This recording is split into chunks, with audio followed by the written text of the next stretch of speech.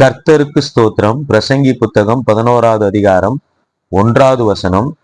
உன் ஆகாரத்தை தண்ணீர் மேல் போடு, அநேக நாட்களுக்கு பின்பு அதன் பலனை காண்பாய். இங்கே ஆகாரம் என்று சொல்லப்பட்டுள்ளது விதையை குறிப்பது ஆகும். கர்த்தருடைய வார்த்தையே விதையாகும்.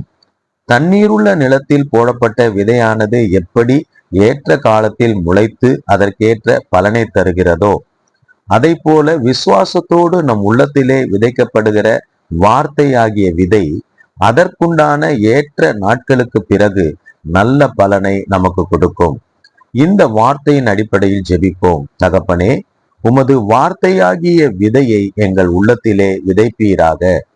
அந்த வார்த்தையானது ஏற்ற காலத்திலே நல்ல பலனை கொடுக்கும் என்று நாங்கள் விசுவாசிக்கத்தக்கதாக எங்களுக்கு விசுவாசத்தை தருவீராக.